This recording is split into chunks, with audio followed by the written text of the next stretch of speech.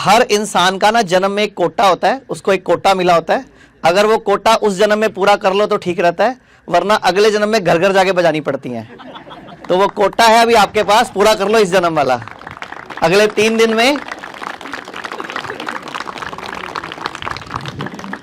क्योंकि ताली बजाना भी देखा जाए तो एक बहुत बड़ी एक्सरसाइज है। हमारे हाथों के एक्यूप्रेशर पॉइंट्स सेट होते हैं, और जब हम दोनों हाथ जोड़ते हैं, नमस्ते भी करते हैं, तो हमारा राइट ब्रेन लेफ्ट ब्रेन आपस में दोनों कनेक्टेड होकर हम लोगों की रीजनिंग माइंड और हमारा जो सब कॉन्शियस है वो एक्टिवेट होता है। शायद आप लोगों ने अगर पढ़ा है तो इसके ऊपर पूरा रिसर्च कई देशों में हो चुका है कि जब हम हाथ जोड़ते हैं, इसीलिए विदेशों में भी अब धीरे धीरे हाथ जोड़ने की परंपरा शुरू हो गई।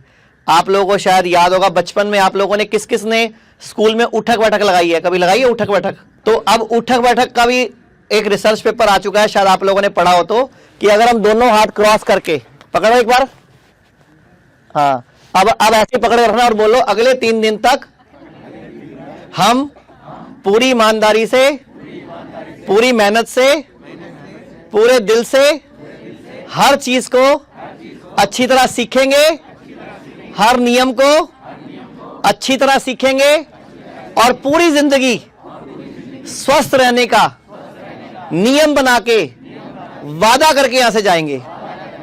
अब अपने लिए अच्छे से एक बार फिर तालियां। आप सब लोगों ने अपने शरीर के लिए वक्त निकाला, तो ये बहुत इंपॉर्टेंट है अपने शरीर के बारे में पहले तो सोचना। आप ही लोगों में ना कुछ ऐसे लोग भी बैठे हुए हैं जिन्होंने खुद अपनी इच्छा शक्ति से खाने पीने को ठीक करके आयुर्वेद की मदद से अपने कैंसर को रिवर्स किया। आप में ही बैठे हैं लोग, वो आप में ही वो लोग बैठे हैं जिनका डायलिसिस चलता था, बंद हो गया, या किसी का कम हो गया, किसी की शुगर थी, इंसुलिन 35 यूनिट चलती थी, अब 0 है, 3 महीने से एक बूंद भी नहीं लिया, एक इंसुलिन का 1 यूनिट भी नहीं लिया। तो आप ही लोगों में बैठे हैं, और आप ही लोगों में कुछ पहली बार बिल्कुल फर्स्ट टाइम आए हैं। तो मुझे जो आपको मेजर बात बतानी है वो ये है, आप सब लोग मानते हो कि जो ग्रंथों में लिखा है वो सच लिखा हुआ है?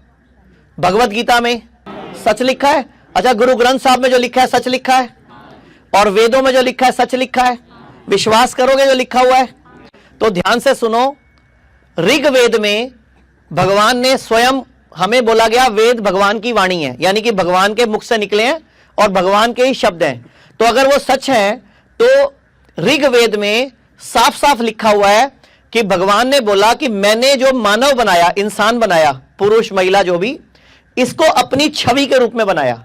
यानी कि जो भी इंसान दुनिया में विचरण कर रहे हैं, घूम रहे हैं, वो सब मेरी छवि है, यानी कि मेरी कॉपी है। ऐसे ही सामवेद में भगवान ने क्या लिखा हुआ है कि दुनिया में जितने भी लोग हैं, ये जो इंसान मैंने बनाया ये मेरी सर्वश्रेष्ठ कृति है।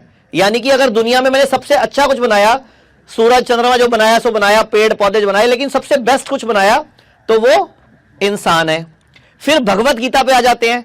भगवत गीता में लिखा हुआ है, भगवान कह रहे हैं कि जो इंसान है ये मेरी ही संतान है। यानी कि हम सब लोग किसकी संतान है? भगवान की। यानी कि हम सब लोग कौन हुए? भगवान। यानी कि हम में भी वो भगवान वाले गुण होने चाहिए।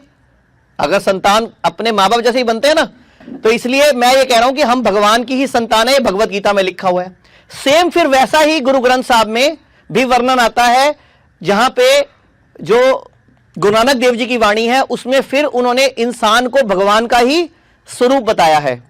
तो अगर हम भगवान के ही पुत्र पुत्री हैं, भगवान की ही कॉपी है, भगवान कह रहे हैं ये मेरी सर्वश्रेष्ठ यानी कि बेस्ट रचना है और मेरी ही संतान है, तो फिर इंसान इतना बीमार क्यों, लाचार क्यों, बेबस क्यों, परेशान क्यों? आप ही लोग बताओ जी। हेलो, हाँ जी सर, क्या लगता है?